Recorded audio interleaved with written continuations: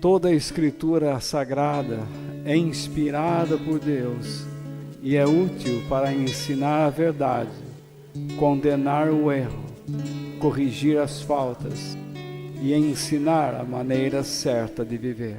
Isso para que o servo de Deus esteja completamente preparado e pronto para fazer todo tipo de boas ações.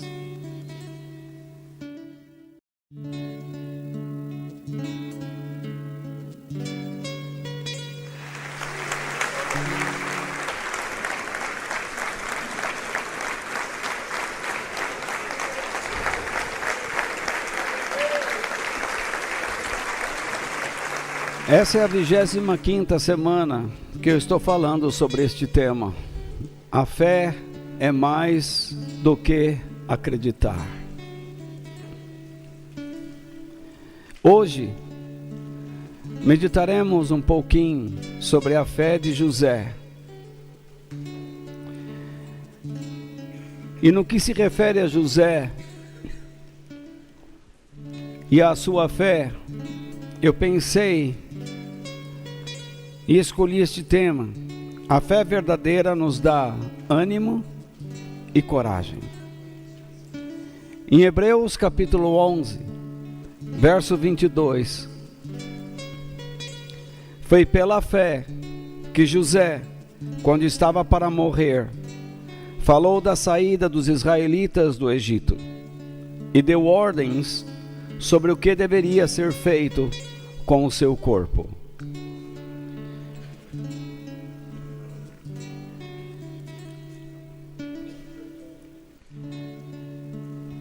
Como é fácil enfraquecer-se na fé, desanimar e se tornar apático às coisas de Deus. Diante de muitos sofrimentos, especialmente quando eles nos vêm daqueles que menos esperamos, das pessoas mais allegadas a nós. É verdade o que eu escrevi.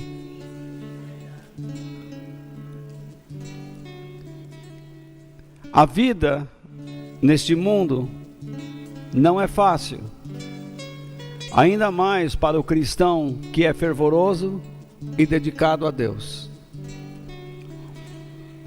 Em nenhum lugar da Bíblia está escrito que o Filho de Deus está isento de aflições, perigos, ameaças, rejeições, dívidas, problemas familiares, perdas, incertezas, perseguições e traições. A vida de José nos revela essas características.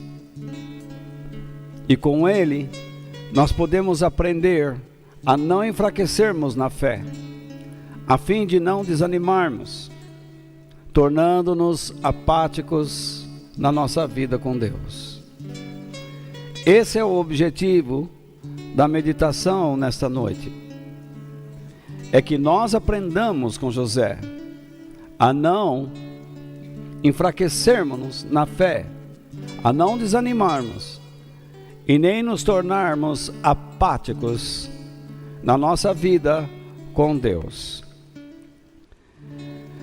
Com José, nós aprendemos a confiar em algo que nós não gostamos muito de pensar, na providência divina, ou seja, no controle que Deus tem sobre a história.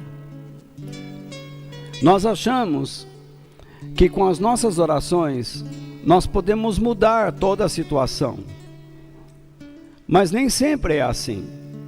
Você não pode orar acreditando que você vai mudar tudo, Porque o próprio apóstolo João escreveu que se nós orarmos segundo a vontade de Deus, Ele nos atenderá. Então existe a possibilidade de não estarmos orando segundo a vontade de Deus e de não sermos atendidos. Então, quando nossas vidas não mudam, por que digo isso? Porque não é nenhum crime apresentar a Deus as suas ansiedades, as suas aflições, as suas incertezas.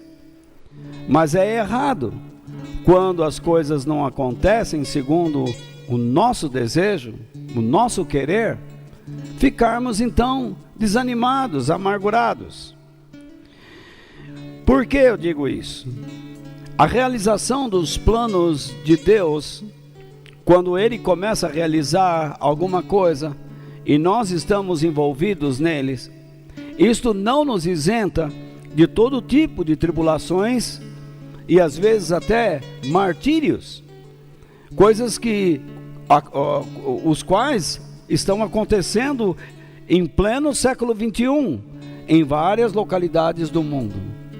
Há muitos cristãos sendo martirizados no Paquistão, na Índia, na Nigéria e em algum outro lugar que você possa estar se lembrando. Se você um dia estiver pesquisando na internet, você pode colocar lá Missões Portas Abertas e você vai ter noção do que está acontecendo com os cristãos e missionários ao redor do mundo. Muitos estão sendo incendiados vivos, queimados vivos. O marido, a esposa, os filhos, e eles jogam essas pessoas na sarjeta e jogam gasolina em cima dessas pessoas e ateiam fogo e riem, faz uma festa. Estamos matando mais alguns cristãos. Por isso eu digo a vocês, olhem para essas pessoas, veja como eles estão saindo deste mundo. Lembra na semana passada, espero que lembrem, quando eu compartilhei com vocês que como é bom começar bem, andar bem, mas o mais importante é terminar bem. Se você terminar mal sua vida, você vai ter grandes problemas quando fechar os olhos aqui. Então o que importa é como o cristão deixará esta vida. Você viu no texto de Hebreus que foi pela fé que José, quando estava para o quê? Para morrer. Então ele lembrou da saída dos israelitas do Egito. Isso não tinha acontecido, correto? José antes de Moisés, e ele deu ordens sobre como os seus ossos, onde os seus ossos deveriam ser depositados na terra prometida. Isso eu não vou tocar ainda hoje, pode ser que a semana que vem eu fale ou não. Mas José, ele guardou no seu coração aquilo que Deus havia prometido aos seus antepassados, seu avô Abraão e seu pai, ao seu avô Abraão, ao seu bisavô Abraão, ao seu avô Isaque e o seu pai Jacó, não é isso? Então, vamos lá. Nunca subestime ou despreze as palavras de Jesus, jamais. Jesus disse uma coisa que nós não podemos nos esquecer: pois chegou a hora de vocês todos serem espalhados, cada um para a sua casa, e assim vão me deixar sozinho. Mas eu não estou só, pois o Pai está comigo. Já adianto a vocês que a vida de José é um retrato da vida de Jesus, lá no Velho Testamento. Quando Jesus ressuscitou, ele foi atrás dos seus discípulos. Ele não os abandonou. E haviam dois que estavam caminhando para uma aldeia chamada Emaús. E quando Jesus se encontrou com eles, na estrada, começaram a andar, eles então questionaram: você não sabe o que aconteceu lá em Jerusalém? E Jesus passou a explicar a eles a palavra de Deus. E, num momento da conversa, Jesus disse que toda a Bíblia fala acerca dele. Jesus expôs isso. Quando nós lemos a Bíblia, de Gênesis a Apocalipse, em cada parte, isto é um exercício que todo homem de Deus tem que fazer, principalmente nós que pregamos. Nós temos que encontrar a pessoa de Jesus em cada texto, porque toda a Bíblia fala dele. Se você olhar o que Jesus diz, chegou a hora de vocês todos serem espalhados, cada um para a sua casa, e assim vão me deixar sozinho. Nós perceberemos que José ficou sozinho, mas José também percebeu que ele não estava só, que Deus estava sempre com ele, apesar de todo o sofrimento que passou. Jesus disse: mas eu não estou só, pois o Pai está comigo. E então ele continua: eu digo isso para que, por estarem unidos comigo, vocês tenham paz. Então, a nossa vida de comunhão com Ele pode nos garantir o quê? Confiança. Então, ele diz: no mundo vocês vão sofrer. Ele não está falando isso só para os seus futuros apóstolos. Ele está dizendo isso aos seus discípulos. Ele está ensinando as pessoas que estão andando com ele: vocês vão sofrer, mas tenham coragem, eu venci o mundo.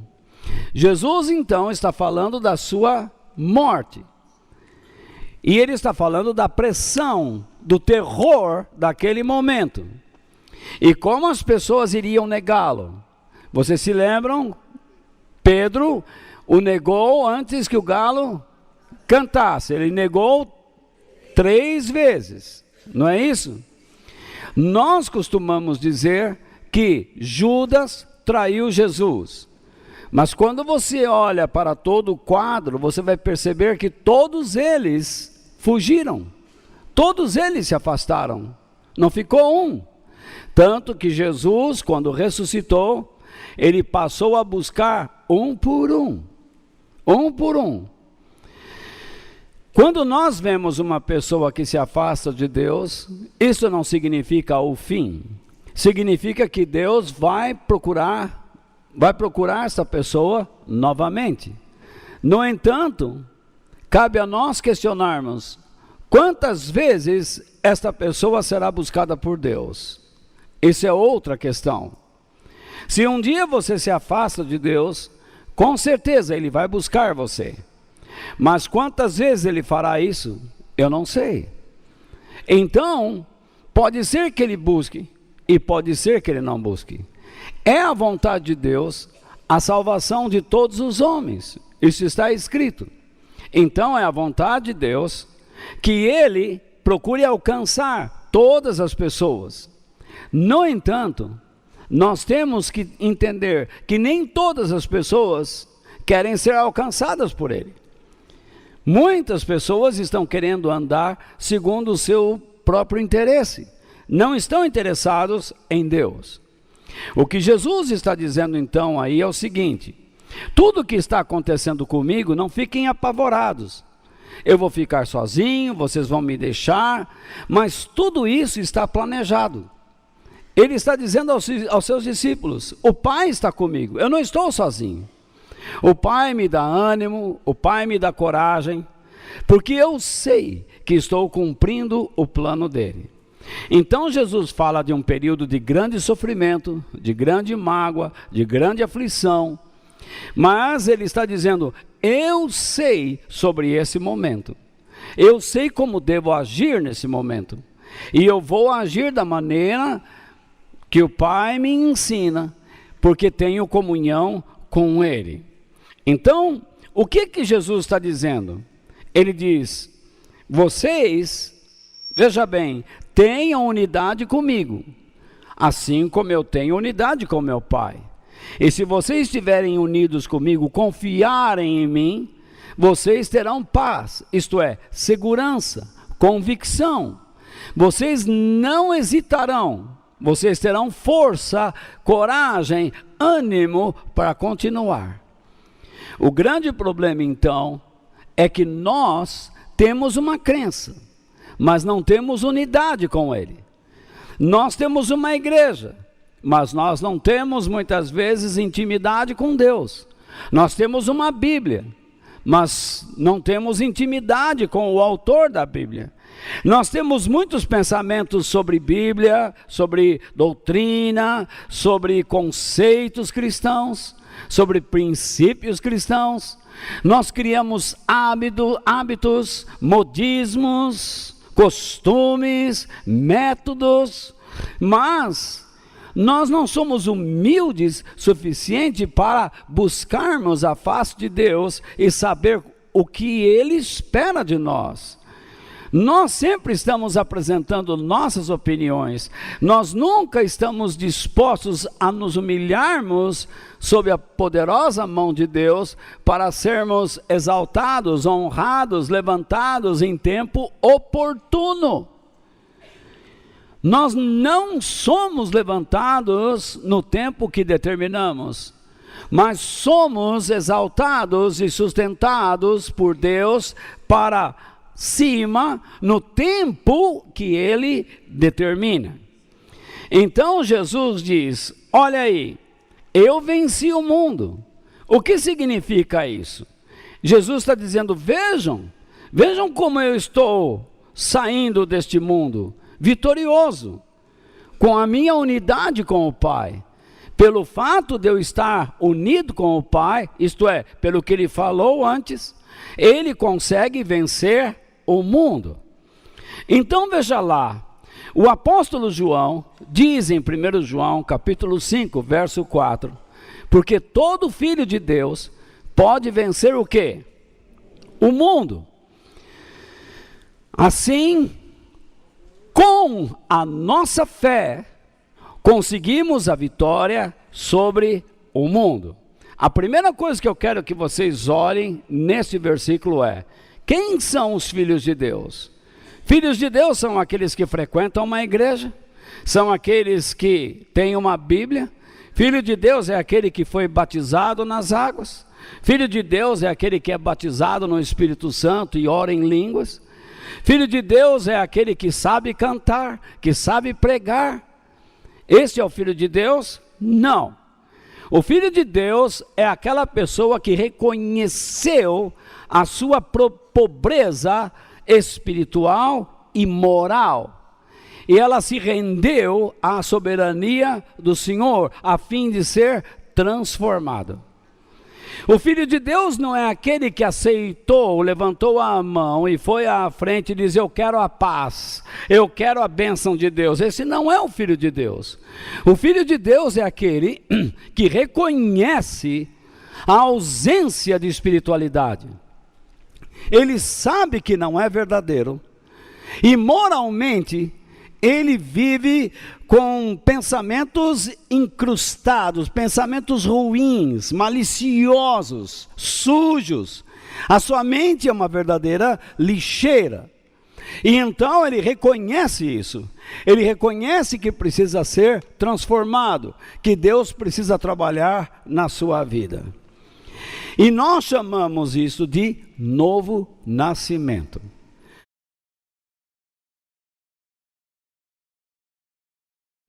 Você nasceu do seu pai e sua mãe, você teve um nascimento físico, e você foi vivendo ao longo da vida.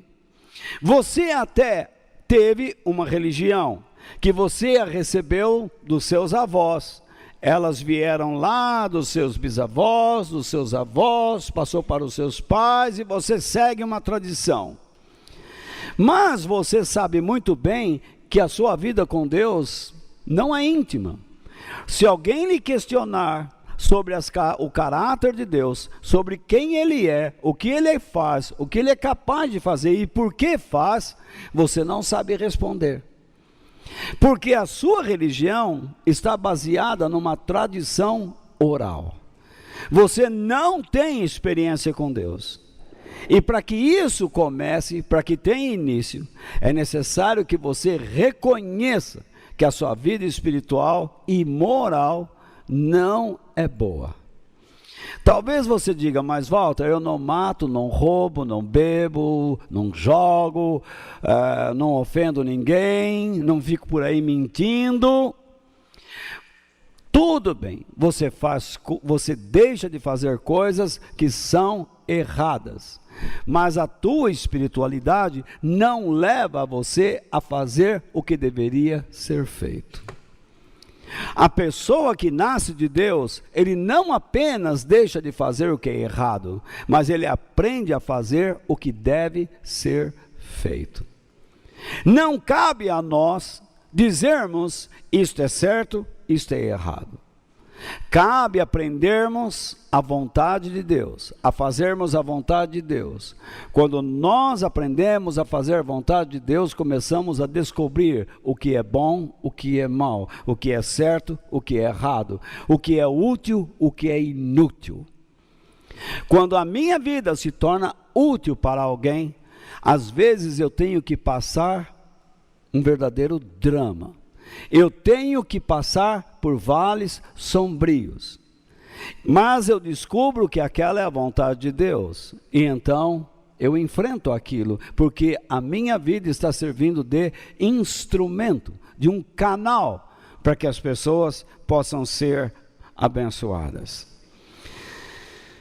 A outra coisa que eu quero que você veja neste versículo, eu expliquei que o Filho de Deus, aquele que reconhece sua pobreza espiritual e moral, ele reconhece a ausência de Deus verdadeiramente na sua vida, e a pessoa então que se encontra com Deus, ela vence o quê?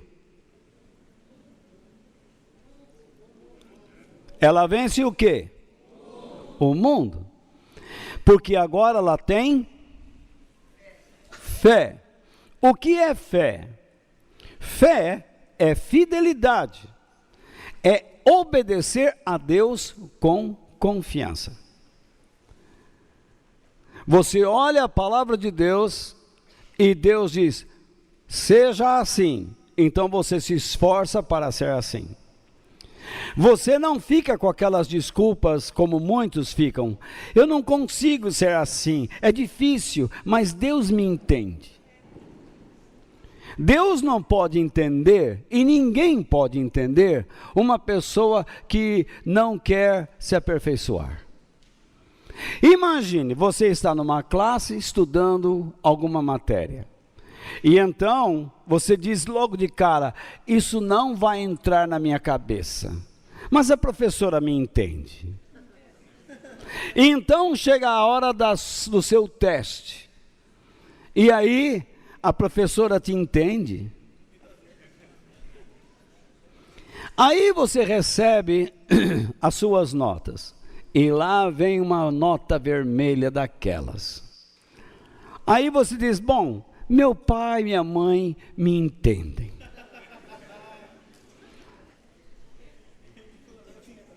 Ninguém vai te entender. Você não se esforçou em nada. Então, por que Deus tem que entender? Ele não vai entender. Vai chegar um momento que Ele vai dizer, você está reprovado. Porque você não se esforça. Há pessoas que estão na igreja por anos e não se esforçam mais. Na verdade, a igreja do Senhor para elas é uma coisa, estou dizendo isso, põe aí entre aspas, é uma coisa que ela deixa de lado por qualquer outro motivo. A igreja, ela não se entende como igreja, ela não conseguiu se desvencilhar da tradição que ela recebia. Para ela, a igreja é um local, ela não se entende como igreja, como Jesus ensinou. Para ela a igreja é um prédio, para ela a igreja é uma instituição, uma denominação, mas não é isso que Jesus ensinou. A igreja está aqui para vencer o quê? O mundo. E o que é o mundo? O mundo é um sistema, é uma filosofia de vida que se opõe aos princípios provenientes da verdade de Deus, ou seja, das Escrituras Sagradas. O mundo desafia a verdade o tempo todo. O mundo o tempo todo está dizendo: Deus não existe, Jesus não ressuscitou. É isso que ele diz. O mundo gera então uma conduta moral, tanto espiritual como moral, degradante. E nós chamamos essa conduta de mundanismo. É aí que está o nome da filosofia. O que é o mundanismo? O mundanismo, então, é a prática. É a prática que leva a pessoa a se opor a toda a verdade divina e ao próprio Deus e aos seus planos. Isso é o mundanismo. No entanto, quando você vive a vontade do Pai, é certo que o mundanismo atiçará as pessoas a te desprezar, rir e debochar da sua fé. E se isso não bastar, sabe o que vai acontecer? Eles vão tentar te destruir. É o que está acontecendo hoje em dia em muitos países. Eles estão tentando matar cristãos. Meus irmãos, eu não sei o que aconteceu aqui.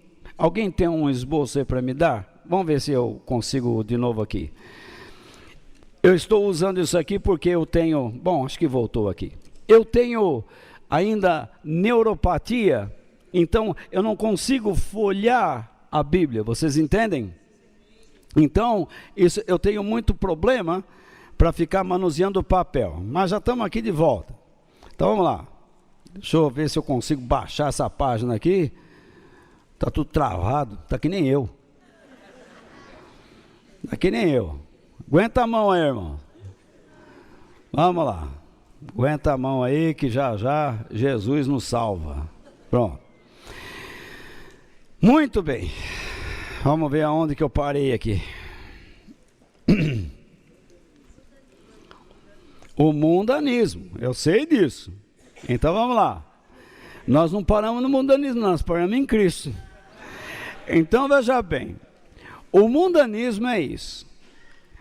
Atiçará as pessoas a desprezar, a rir, a zombar da sua fé em Deus. E se isso não bastar, ele procurará destruir sua vida, se possível até matar. E isso vai chegar em todo mundo. Todos nós sabemos o que espera lá na frente, depois que Jesus vier buscar a igreja.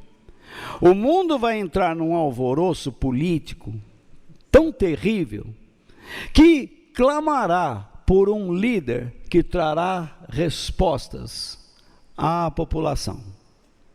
Vai faltar água, vai faltar comida, nós teremos muitas crises, e esse indivíduo a Bíblia o chama de anticristo.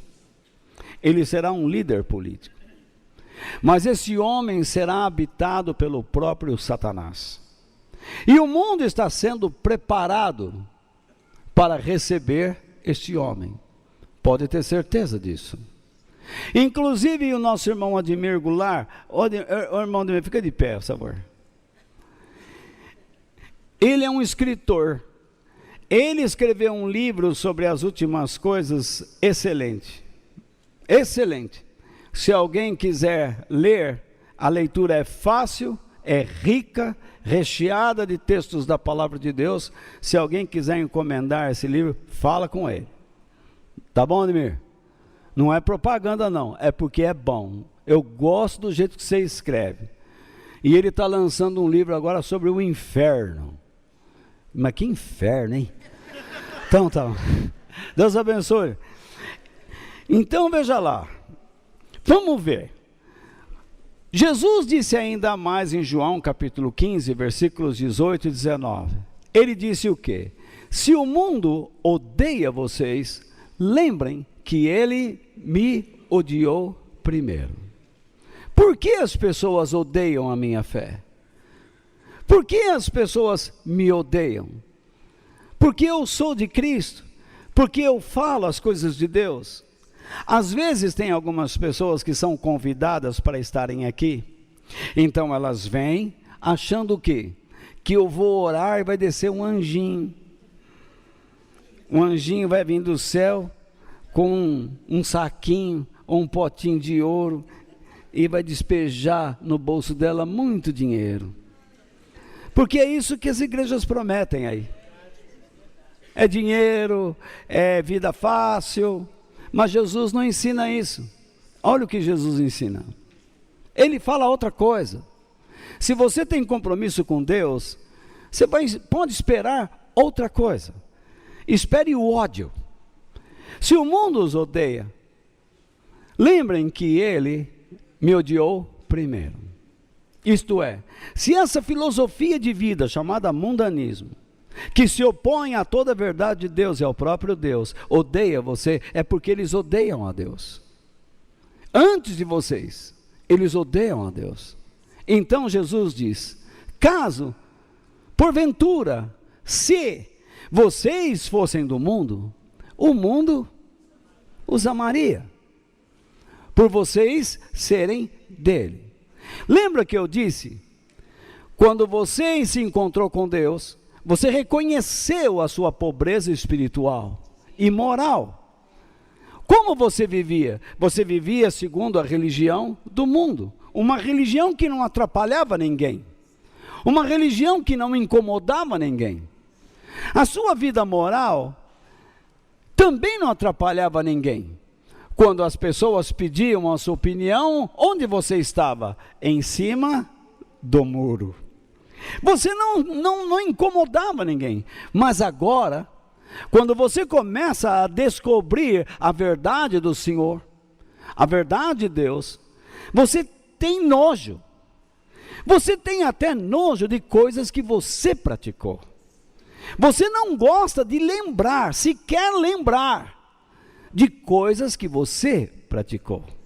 Então você diz, meu Deus, eu passo em frente a um lugar e eu lembro de algumas coisas que eu fiz aí. E eu não posso lembrar. Eu não quero sequer lembrar. Não é assim que funciona? Me diga se não é.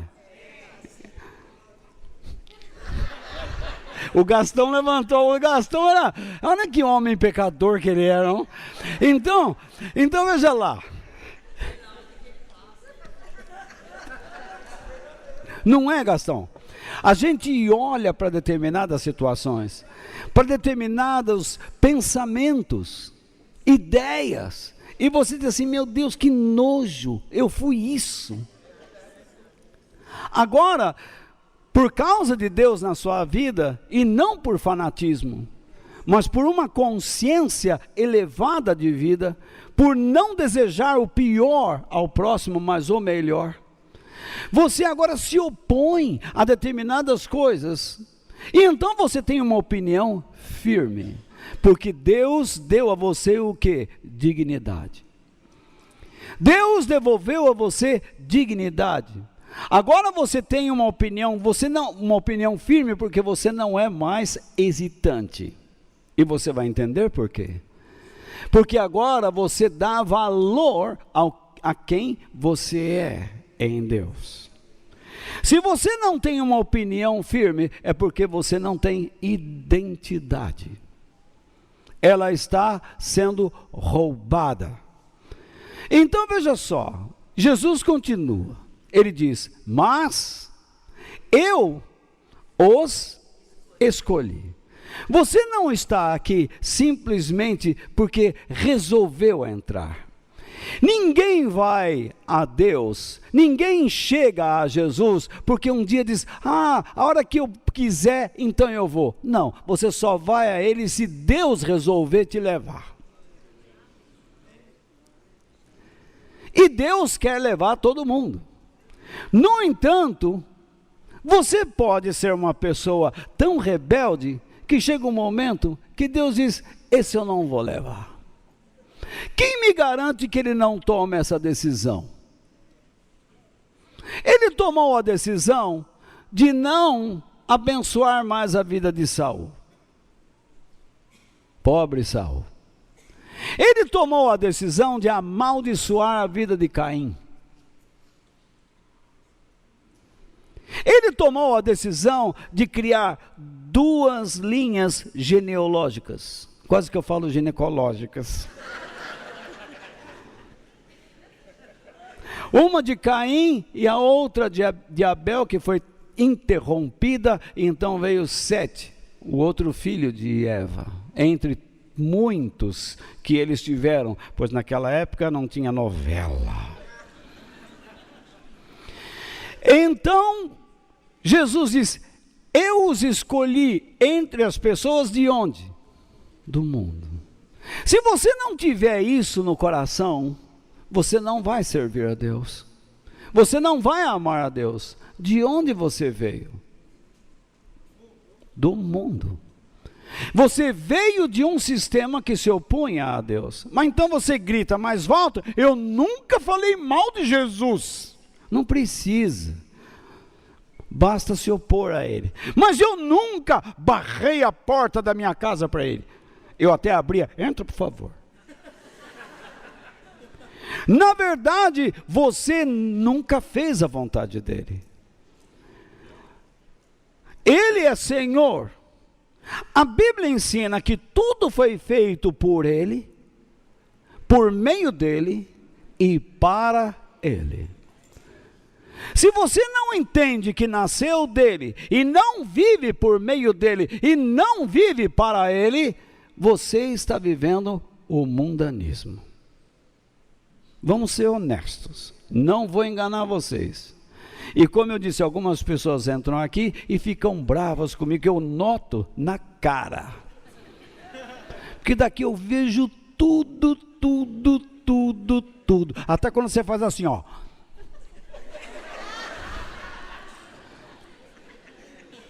Discordando. Vejo, pode discordar, você tem todo o direito. Mas eu os escolhi entre as pessoas do mundo, e vocês não são mais dele, porque eles tomaram a decisão, eles aceitaram, eles entenderam o chamado de Deus. E então Jesus dá a razão do ódio, por causa dessa escolha, porque eu chamei vocês, e vocês se retiraram dele. Agora o mundo odeia vocês. Essa é a razão do ódio. Portanto, aquele que vive a fé bíblica não deve esperar do mundo o quê? Aplausos e aceitações. O que a igreja hoje está fazendo? A igreja, em vez de aprender a mente de Deus, está transformando suas reuniões em um show. Está transformando a igreja numa assistência social. Porque nós distribuímos cesta básica, porque nós levamos a sopa lá debaixo do viaduto, nós vamos lá no lugar terrível, levamos o omelete, enfim, e a pessoa, até o pessoal da igreja diz, nossa, como é bonito isso, bonito uma ova. Porque não adianta você encher a barriga de uma pessoa e mandar a alma dela ao inferno, deixando de ensinar essa pessoa o que ela tem que ser, sem dar a ela a consciência que Deus quer que ela tenha. Então está errado.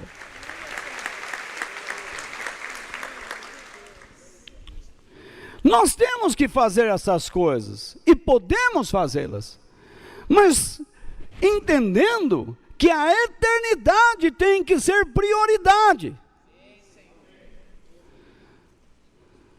Jesus disse: o que adianta um homem ganhar o mundo todo e perder a sua alma?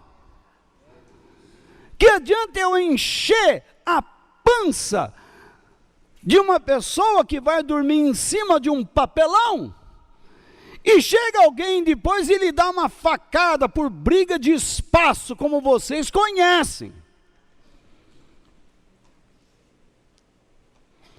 Ou porque o cachorro dele passou perto da cabaninha do outro e fez xixi. Ele vai lá e mata o dono e mata o cachorro, com a pança cheia. A barriga fura e a sopa vaza.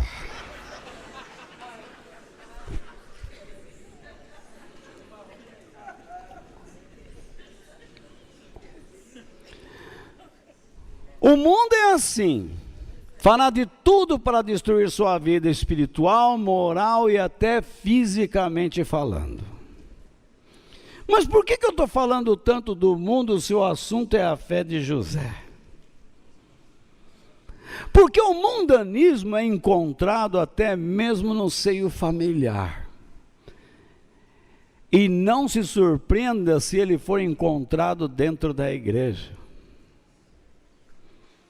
Aqui nós temos pessoas mundanas,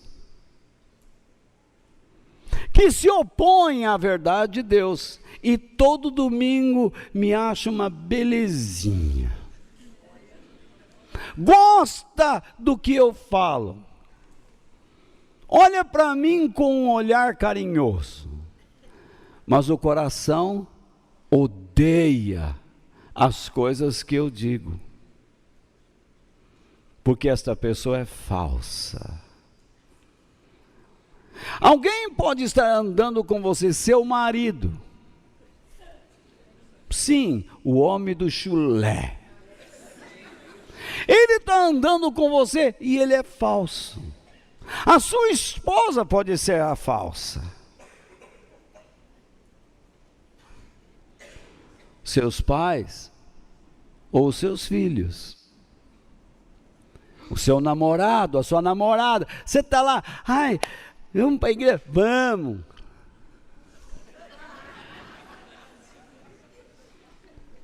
Não ama as coisas de Deus. Por que você veio aqui? Para aprender os pensamentos de Deus. Algumas pessoas chegam para mim e dizem assim: Walter, eu fui lá na igreja, o que eu vi, não acreditei, não pensei que a igreja fosse assim. Não, a igreja não é assim, o joio é assim. Jesus falou que o joio cresceria junto com o trigo. Isto é, a mentira tem que crescer junto com a verdade. Porque o mundo busca as duas coisas. Deus fala ao mundo e existe as pessoas que vêm do mundo que buscam a verdade e se transformam em trigo. E tem alguns que ingressam na igreja por alguns motivos e lá ficam para espalhar a mentira. E Jesus os chama de joio. Aí algum cristão mais pançudo ou patoludo diz assim: vou pegar de pau o joio. Vou dar uns catiripapo nele. Ele está criando casa aqui, eu vou mandar embora. Sai, demônio, está amarrado. Jesus disse para você não fazer isso. Não é para expulsar ninguém, deixa crescer. Só há um caso, não vou entrar agora, que Paulo fala: manda embora. Um dia eu falo, A nem B. Então veja lá,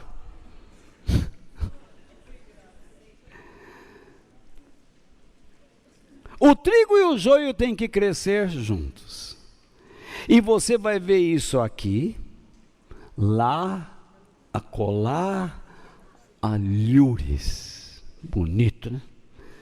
Você vai ver em toda parte isso acontecendo, até mesmo dentro da sua casa. Você vê isso dentro da sua vida. Você ouve a verdade, você vai aprendendo, mas você não consegue se desfazer dos desejos carnais. O joio está lá. Uma vez infectado. Você tem a verdade dentro de si, mas também é habitado pela mentira. Olha as carinhas de anjo. Um anjinho olhando para vocês e dezenas de anjinhos olhando para mim. Que ambiente! Ai, se nós não lutarmos. Um segundo que você tira o olhar de Deus e você demonstra o joio que existe em você.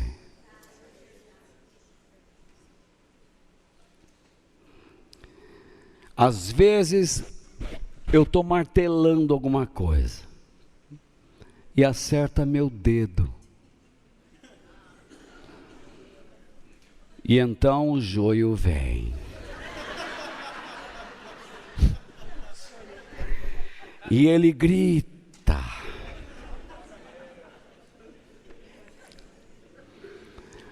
Então o sofrimento vem.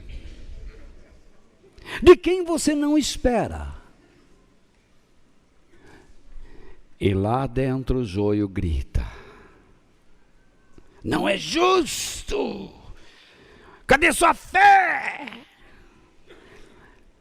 Repare que quando você sofre, a primeira voz que você ouve é: não é justo você passar o que está passando. Ele quer confundir sua mente.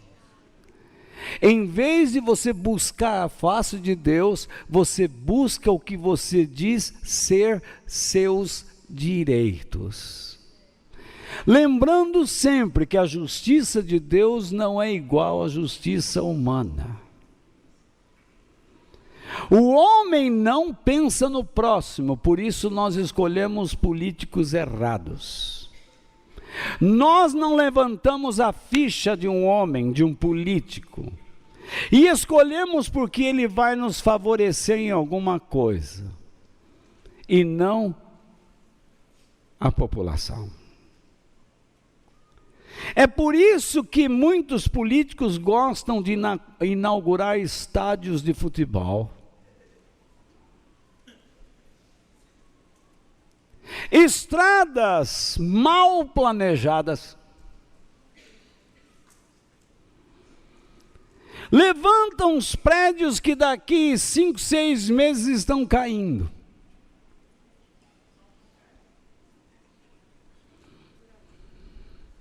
Ruas que daqui 2 ou 3 meses estarão totalmente desniveladas. Porque algumas pessoas ali foram favorecidas. Quando nós precisamos do quê? Educação. Saúde.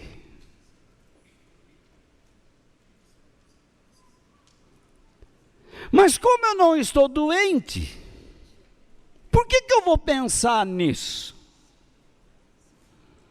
Então nós nunca projetamos a nossa sociedade para favorecer os que vêm depois de nós. Se você é um cristão, você quer que o outro seja, que o outro seja, que o outro seja, porque você conheceu o amor de Deus.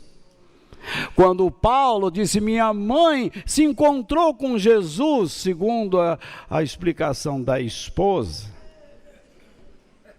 porque ele não soube falar.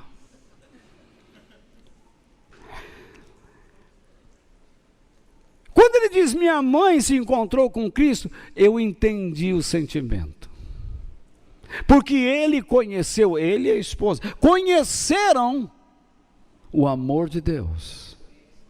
E quer que outros conheçam também. Não basta simplesmente, foi curado. Não basta simplesmente chegar aqui e dar um testemunho, irmão, eu fui lá no hospital, Sérgio aqui, eu estava com o coração, agora meu coração está novo, ó. Está quase fibrilando. O bicho está batendo mais que o Big Ben lá da Inglaterra. Está no ponto. Tic-tac, tic-tac, está mais tic-tac que a seleção da Espanha. E agora eu estou bem. Acabou. Agora você está bem, agora você vai começar a desandar. Porque falta o encontro com Deus.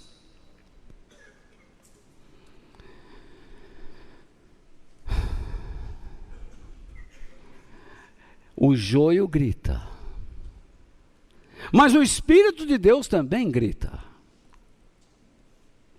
José era o filho mais novo de Jacó.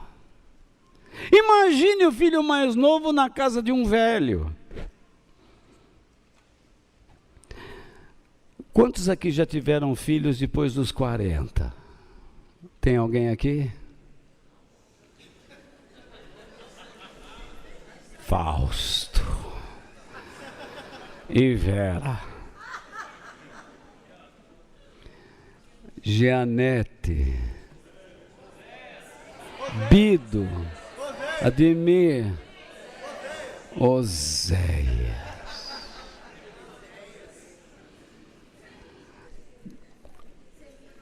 Diga se eu falo ou não a verdade. Esses pequenininhos não são mais protegidos que os mais novos, parece vir um bibelô. Filho neto. É isso aí. É o filho neto.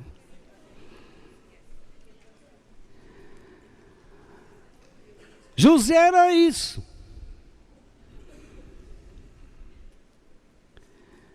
Mas Deus tinha um plano na vida dele, como tem um plano no seu filho neto. Como tem um plano na vida de cada um de nós. Na época de José era um pouco diferente da época atual. Hoje o plano de Deus é que nós nos unamos e cumpramos algo como igreja. Na época de José, um povo estava em formação. E ele era uma pessoa chave. Nós gostamos de nos lembrar de José no Egito. Porque a esposa de Potifar queria namorar ele. E ele disse não. Aí ela falou para Potifar, ele me assedia. E Potifar acreditou na esposa e meteu o rapaz na cadeia. Aí ele ficou na cadeia e lá começou a ter sonho. E o faraó também. Faraó via lá umas vacas magras. E José sabia o que ia acontecer. José sai da cadeia e diz, olha, vai ter seca, fome. Mas Deus manda fazer isso e isso e isso. Então o faraó diz, você agora será o meu braço direito. O rapaz saiu da cadeia. Ele chegou a uma posição elevada, somente abaixo de Faraó. E ele proveu alimento tanto para os egípcios como para os povos vizinhos, desde que estes pagassem. No entanto, ele também abençoou a sua família. Mas o que aconteceu antes dele chegar lá? Você viu a embromação que eu fiz?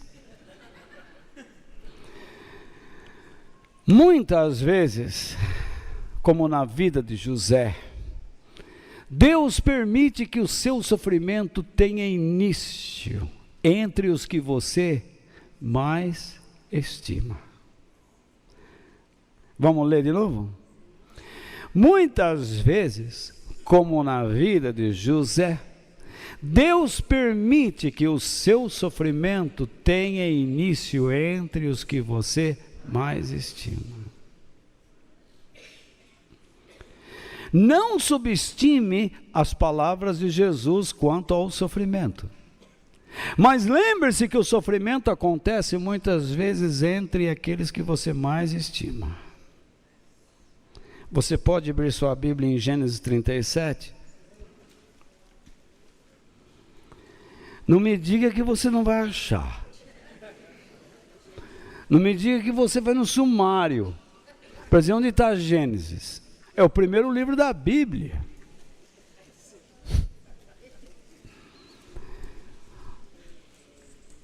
Outro dia, como é que chama aquele livro? É Genésio? Não, Gênesis.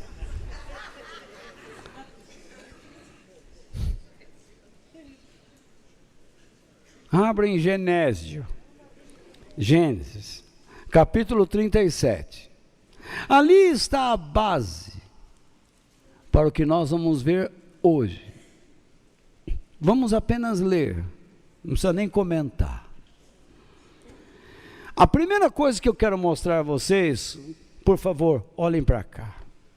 José, pelo fato de ser o filho mais novo, tinha o amor do seu pai Jacó.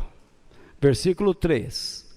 Jacó já era velho, igual Oséias.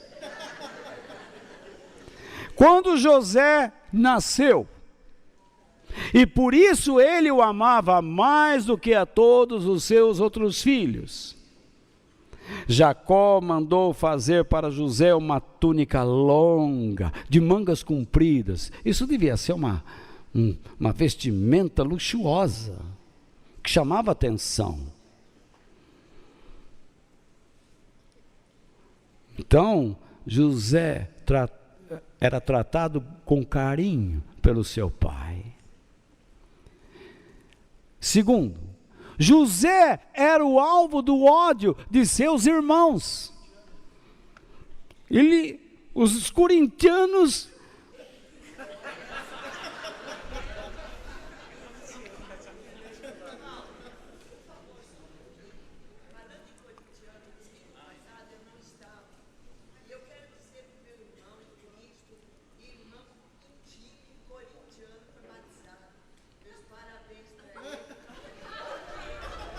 quem sabe ele se salva.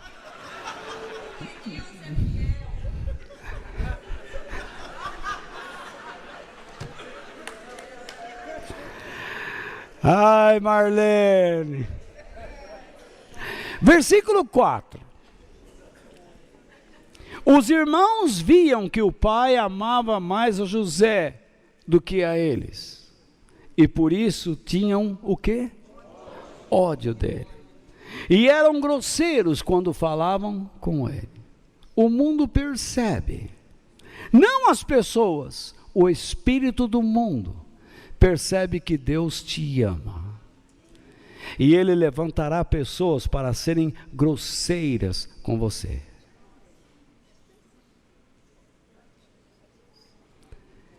Impulsionadas pelo espírito do ódio. Você está conversando com alguém e você não entende porque aquela pessoa te odeia, mas não é ela propriamente, ela está cedendo, ela tem culpa, mas ela está cedendo a um espírito que a governa. A Bíblia ensina isso.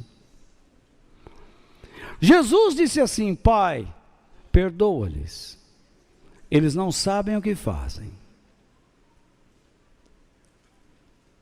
Eles não podem entender aquela situação. Eles não sabem que mesmo maltratando Jesus, eles estão dentro da história planejada por Deus. É isso que ele está dizendo. Mas eles estão fazendo tudo o que estão fazendo motivados pelo ódio.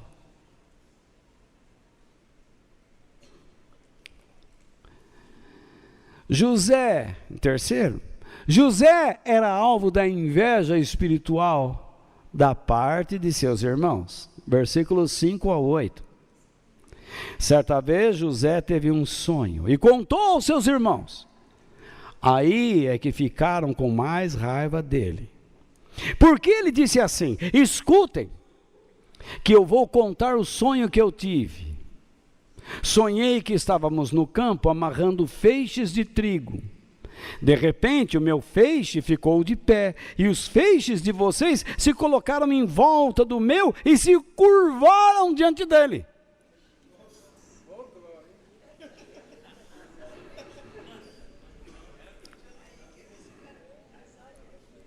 Eu tive um sonho, Denise. Você se curvava diante de mim. Então veja lá. Vai ser difícil assim. Então, veja lá.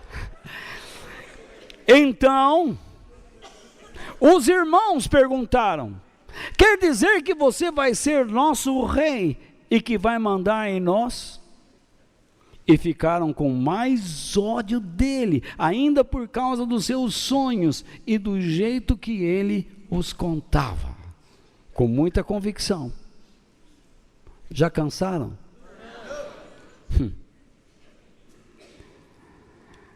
Próximo. José foi alvo de violência familiar. Ficaram com mais ódio. Uma coisa vai puxando a outra. Ele conta às pessoas o que Deus fala para ele, a verdade. E as pessoas têm ódio. E agora, veja, versículos 23, 18, 23 e 24. Primeiro 18. Eles viram José de longe, e antes que chegasse perto, começaram a fazer planos para matá-lo. Os irmãos. Mas uma família de Deus tem isso. Aí. Isso tem na sua casa. Isso tem dentro de você.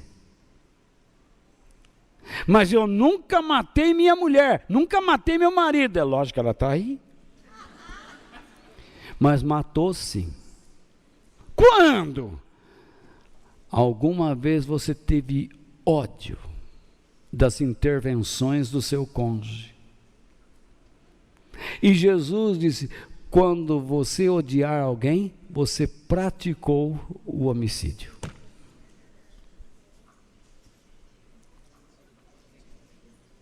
Você teve raiva do seu pai e da sua mãe? Já. Assassino.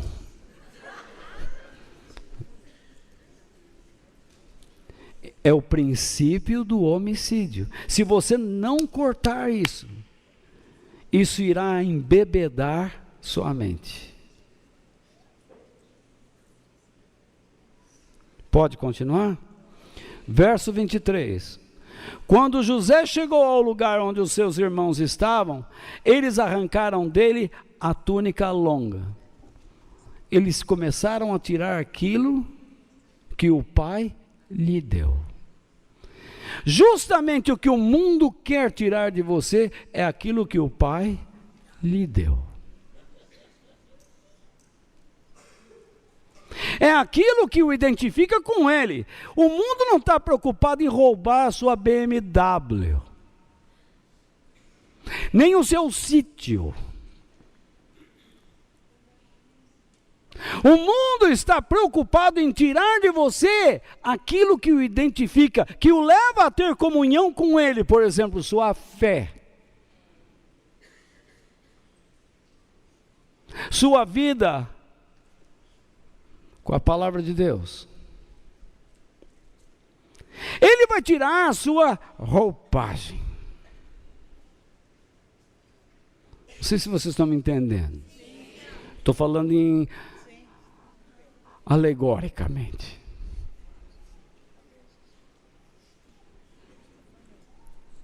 Ele vai tentar roubar o seu amor a Deus, o seu temor a Ele. as coisas que Deus te deu, porque isso daí fica enrolado. Deus deu a Adão e Eva um jardim. E Satanás tirou o quê? O respeito, a obediência, a fé, que Deus havia dito: o dia que vocês comerem daquilo que eu proibi, vocês morrerão. A túnica era de mangas compridas que ele estava vestindo. Depois o pegaram e jogaram onde? No poço que estava vazio e seco. É lá que o mundo te joga. No lugar do Zé Ninguém. Então, José foi vendido como escravo aos ismaelitas. Ismaelitas eram descendentes dos filhos de Abraão com Agar. Lembram? Que nasceu um filho chamado Ismael. E depois os descendentes de Ismael se misturaram com os egípcios e formaram os ismaelitas. Por isso eles andavam ali na região. Versículo 28. Quando alguns negociantes ismaelitas, ou midianitas, que é a mesma coisa, passaram por ali, os irmãos de José o tiraram do poço e o venderam aos ismaelitas por 20 barras de prata, mais 10 moedinhas, lembram lá, Jesus? E os ismaelitas levaram José para onde? Para o Egito. Próximo. José, então, é finalmente separado de seu pai e levado para o Egito, onde ele foi vendido como escravo. A palavra Egito, ou o termo Egito na Bíblia, alegoricamente se refere a um lugar de morte, onde você não tem vida como filho de Deus.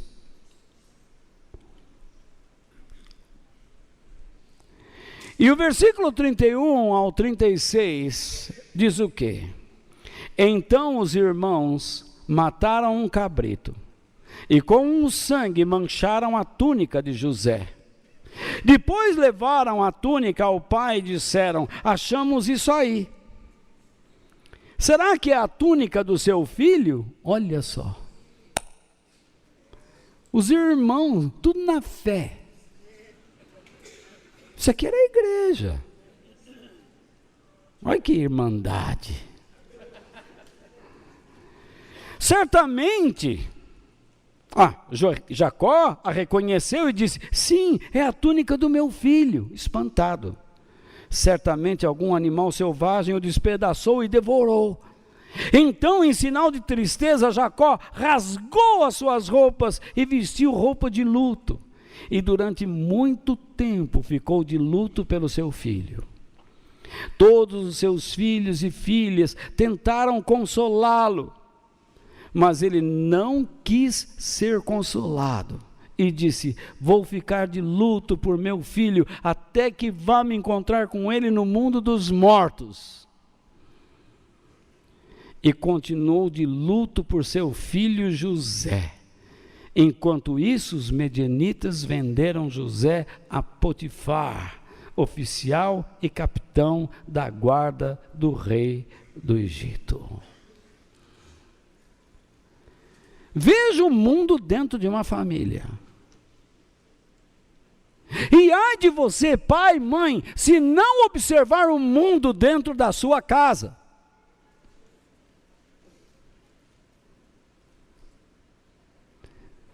Mas graças a Deus, lá em casa ninguém está matando ninguém.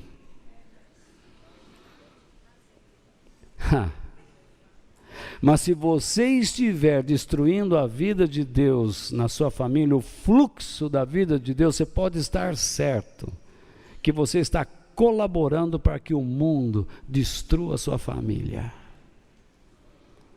Escuta o que eu estou falando, hein?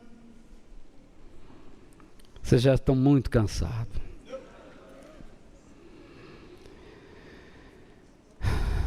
Qual é a importância da vida familiar no desenvolvimento de uma pessoa, do seu filho? A família produz pelo menos 3 coisas importantes: autoestima, identidade e segurança. Por que eu digo isso? Autoestima. Uma família estruturada em Deus produz autoestima. E o que é isso? Orgulho? Não. É o valor que a pessoa dá a si mesma. A satisfação à sua maneira de ser, à sua forma de pensar, à sua aparência física. E ela passa a expressar suas opiniões com confiança, sem hesitações. Quando eu vejo pessoas toda hora reclamando da sua aparência, não é que ela está perdida, mas o problema está lá atrás. Ela não aprendeu a se gostar, porque a família não ensinou que ela deveria se valorizar. Está cheio aqui. Principalmente quando você olha no espelho.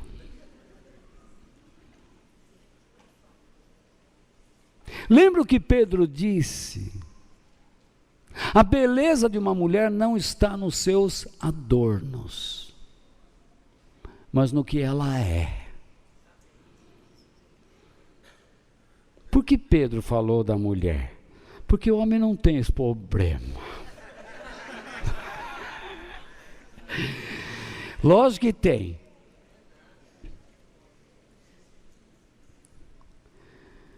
Se uma família é desestruturada, além da autoestima, a família destrói a identidade. E o que é isso?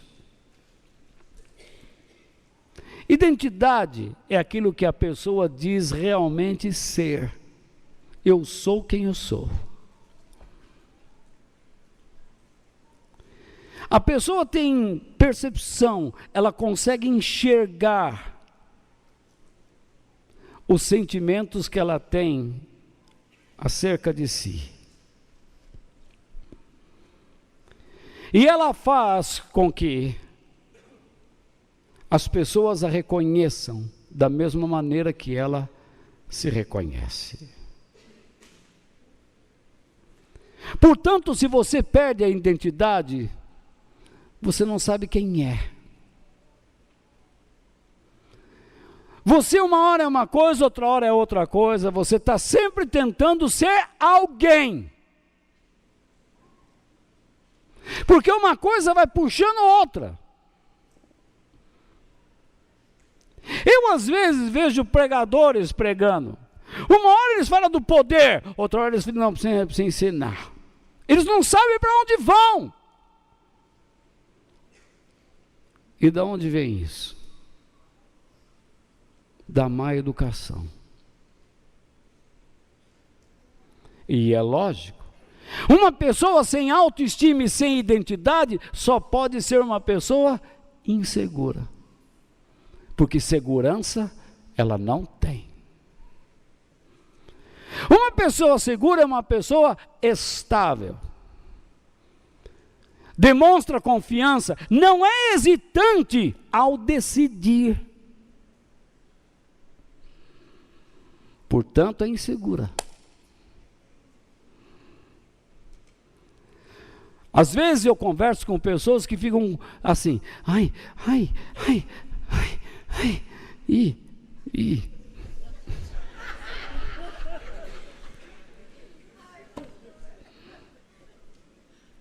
Ou não é verdade o que eu estou dizendo?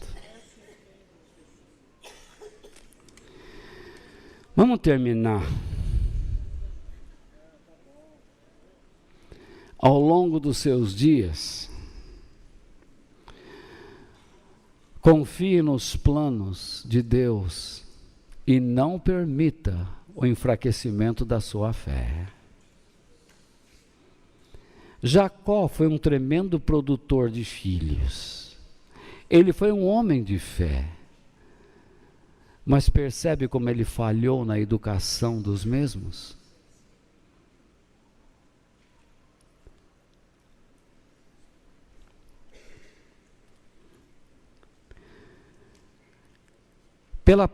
Imagine a mágoa que esse José carregava, a tristeza, naquele momento de sofrer tudo aquilo por pessoas que ele não esperava. Ele foi contar o que Deus havia lhe revelado para as pessoas que ele supostamente acreditava poder confiar. Quem? Sua família.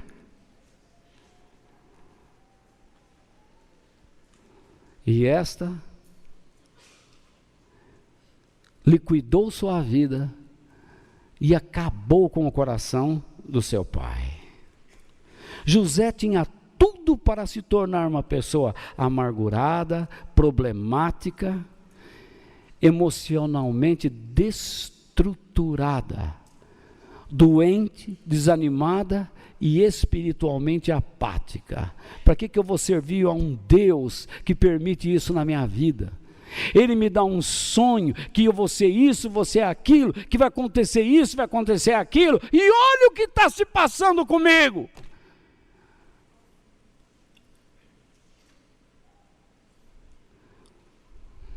Um dia você entrou na igreja e alguém disse assim: se você andar com Jesus, você vai ver, tudo vai dar certo. Mas ninguém explicou o que era tudo vai dar certo. E então você começa a andar por vales sombrios, e aí alguém diz assim: não, é o diabo.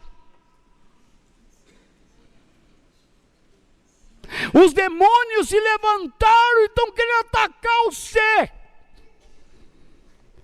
Você precisa ir lá na corrente, na campanha, na novena, lá no diabo que eu parta mesmo.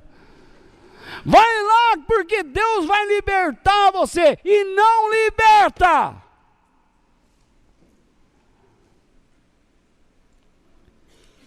Porque tudo que Deus quer é que você aprenda a olhar para Ele e entenda o que Ele está fazendo.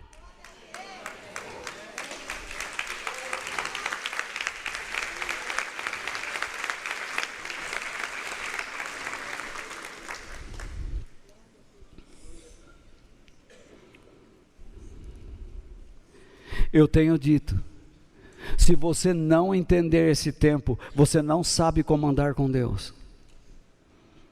Nós estamos vivendo os tempos do fim. As pessoas estão amando a mentira. E Deus está permitindo que a mentira cresça. Porque o homem está buscando a mentira e ele vai deixar. Mas Deus está abastecendo a sua igreja com a verdade. Deus está levantando pessoas com o desejo de ensinar a palavra de Deus ao seu povo. Todos os dias eu ouço de alguém que está sendo levantado por Deus em algum lugar e que está se despontando ao ensinar a palavra de Deus, e meu coração se enche de alegria. As pessoas estão escrevendo livros com a roupagem ou com a denominação gospel cristã, mas são simples livros de autoajuda. Mas Deus está levantando pessoas para escrever livros que tratam da palavra de Deus. Como o irmão Ademir. Não entenda como elogio, não. É a verdade. Esse seu livro sobre o inferno aqui, essa turma precisa ler. Não é que é um livro de ameaça, não. Você precisa ver que maravilha.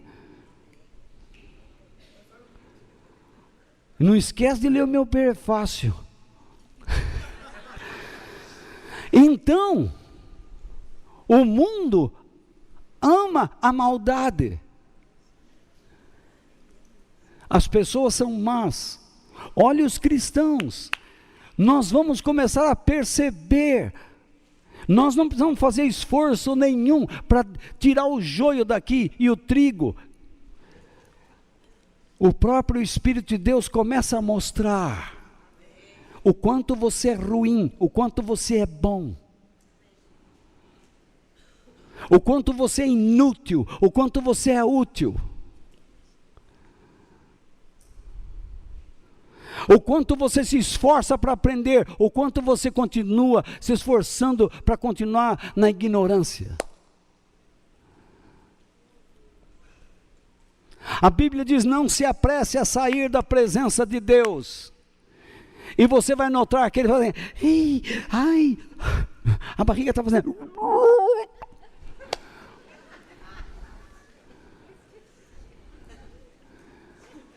Você sempre quer outra coisa.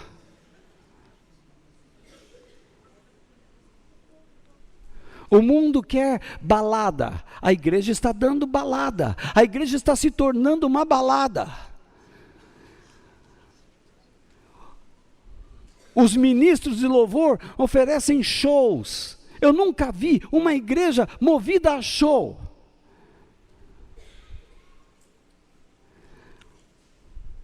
Hinos como, está doente, louva, está contente, louva, está desgramado, louva.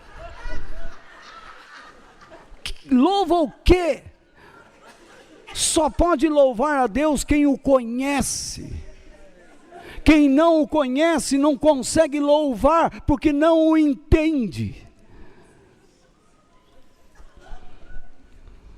Vocês riem, está desgramado, louva. Está com hérnia, louva. Está com hemorroida, louva.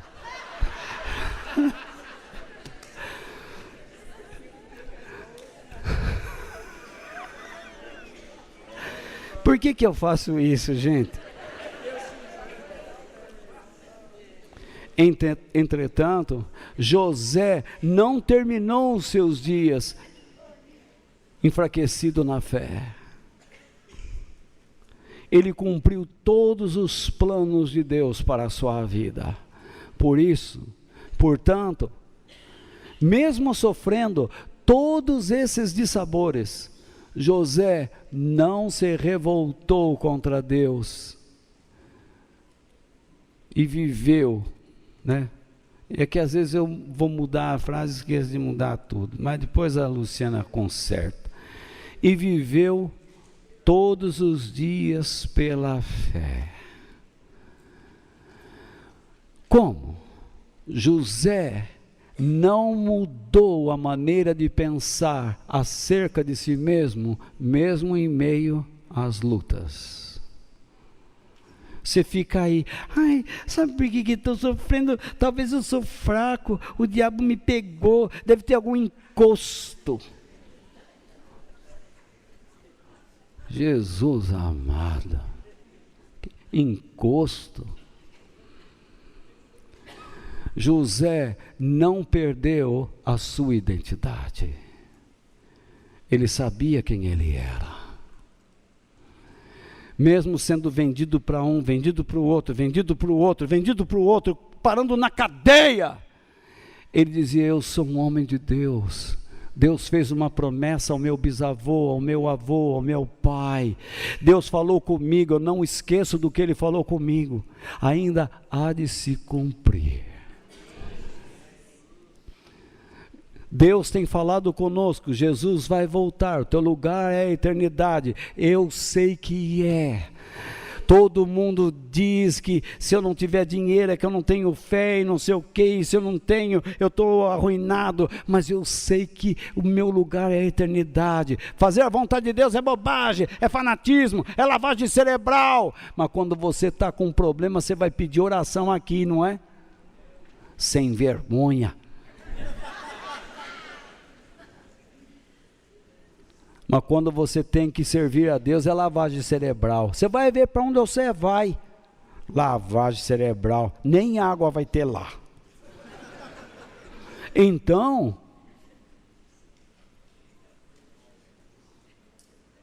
quem eu sou? Eu estou preparando uma série. em cima daquela expressão dos discípulos: quem é este? Poucas pessoas na igreja conhecem Jesus, e durante umas 20 semanas, quem sabe ou mais, eu vou falar sobre quem ele é. José não se transformou em uma pessoa insegura e amarga. Se a família dá tudo isso, por que José não se tornou? Se uma família desestruturada rouba tudo isto de alguém, isto é,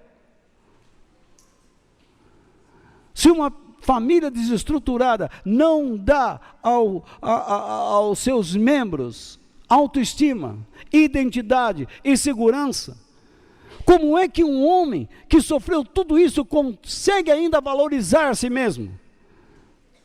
Consegue entender quem ele é? Consegue ainda não ser hesitante, não ser inseguro? Ele não fez de ninguém sua bengala, como muitos cristãos fazem. Chama a tia Leia, chama o Fausto, chama o Varte, liga lá às 3 horas da manhã. Teve um que ligou lá para mim às 3 horas da manhã e falou: sua ovelha quer falar com você. Pois não. Bé.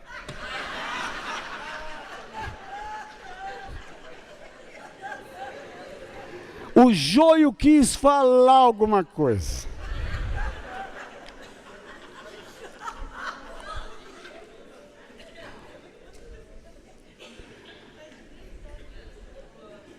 Como que esse homem não ficou prisioneiro de traumas psicológicos?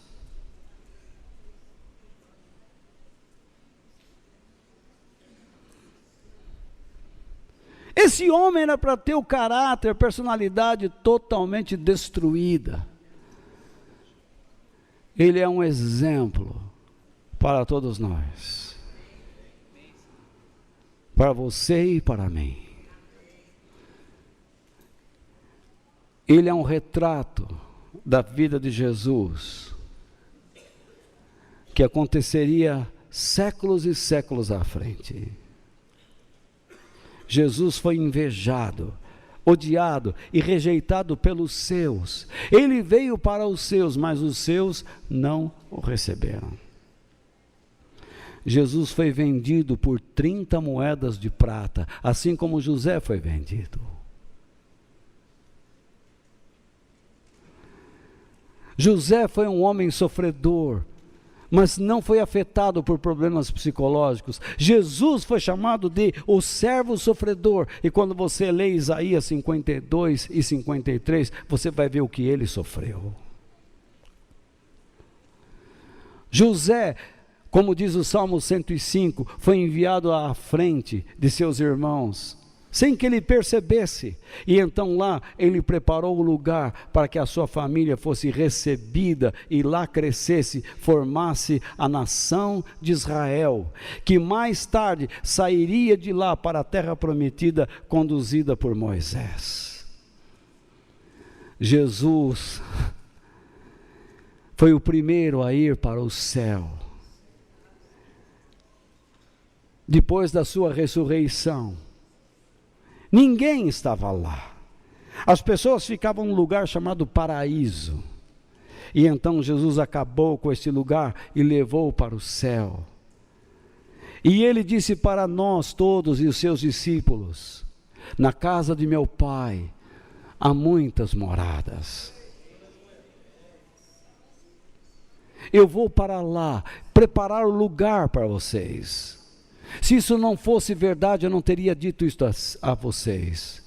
Mas eu voltarei, e eu os levarei para lá, para que onde eu estou, vocês estejam também.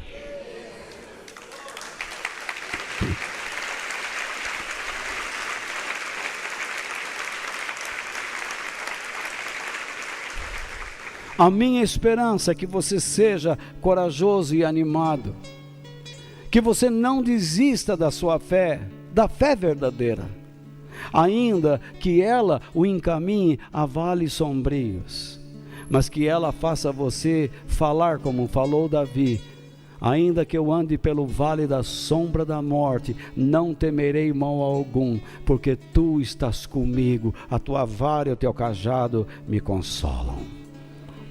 Se você está disposto a fazer a vontade de Deus neste mundo, não tenha medo de nada.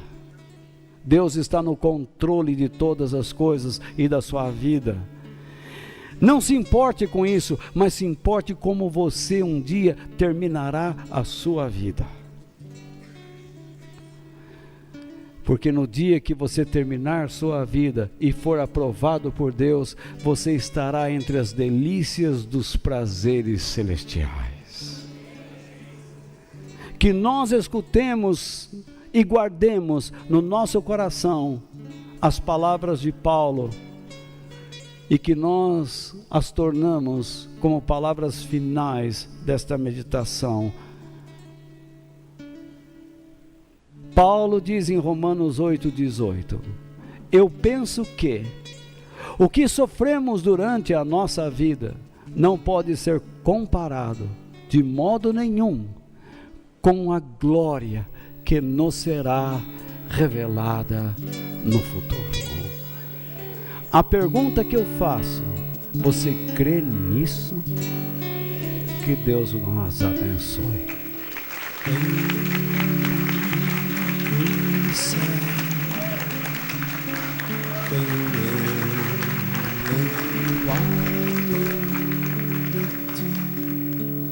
E